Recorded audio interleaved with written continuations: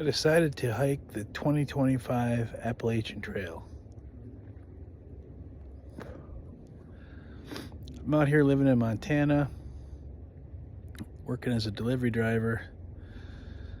And it's a beautiful area.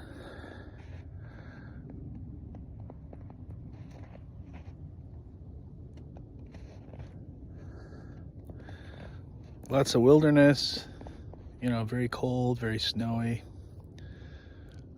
One of the least sunny states in the U.S. I think it's like fifth from the bottom. But it's got its charm to it, But the thing is, when you live in town and work a 9-to-5 job, you have like 1 week of vacation a year. I mean, you're only going to do so much outdoor recreation. It's not like you're going to live a lifestyle of being outdoors unless you work outdoors. Otherwise, you're going to have to take time off and go on a trip. And, I could hike the CDT because I did hike the Appalachian Trail, half of it in 2015, half of it in 2016. And then I hiked maybe about 3/4 of the Pacific Crest Trail, but I kind of cut it short because of some health issues I was having. And part of it was the smoke. I was having asthma attacks from all the smoke from the forest fires and the low air quality. So I kind of cut that short, but I actually started that year. This was 2017. I started in Glacier National Park, and I hiked about half of the Pacific Northwest Trail, which is a trail that kind of skirts the Canadian border and goes to the Pacific Ocean in Washington.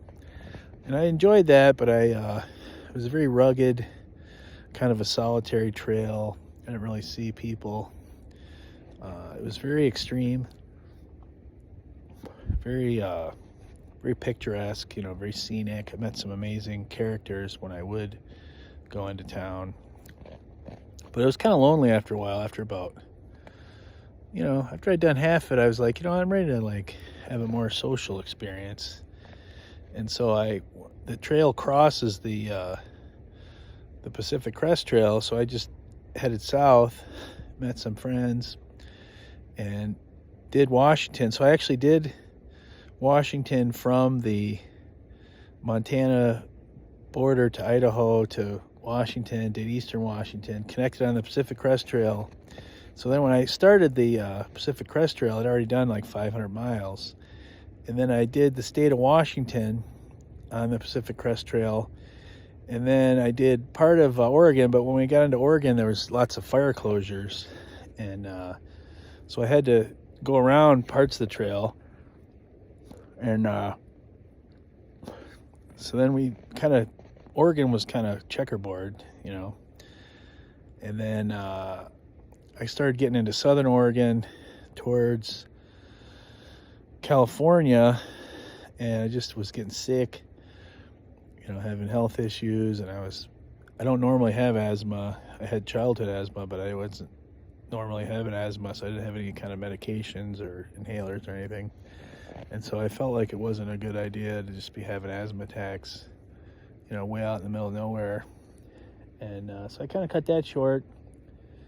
And then I didn't really do any more big hikes after that. And I was, in a relationship for a few years, working. And so now I'm single. I don't really have too many expenses, but I'm not really making a lot of money. And I'm just kind of living up here, kind of over the winters. They're like 6 months long. I kind of like the sun. I like being outdoors, which right now it's sunny, but it's not always like this. About 3/4 of the time it's not like this. And I kind of want some adventure. I'm doing like little weekend hikes, but I kind of want to do another big hike, do another big through hike. And if I was going to go for a Triple Crown, it would kind of make sense to do the CDT. But the thing is, I'm kind of I'm not like totally over. I still like some things about it, but I'm kind of over the West for right now.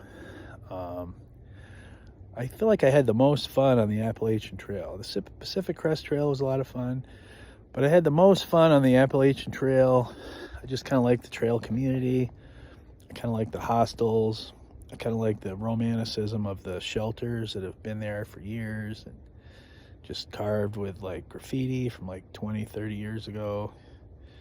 And the trail journals that are in each shelter. And just the trail magic is always nice. You know, just the people that are really, really supportive of the trail. It's just a great experience. And, you know, I kind of like the woods on the East Coast, kind of like the North Woods in like Maine, New Hampshire, even like Vermont, Massachusetts. And I do like the South. I like the part of the South that the trail goes through, North Carolina, Tennessee, Georgia.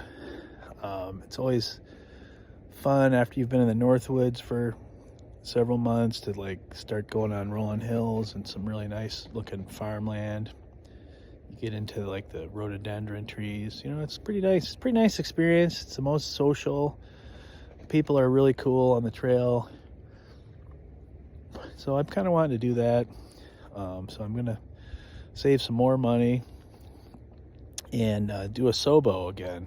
Hike south from Maine to Georgia. Do it in about 6 months. So I'm probably gonna get out there and start hiking. And as soon as the trail opens up, which is usually like June sometime, you know, early to late June, usually around mid-June. So Baxter Park will open up.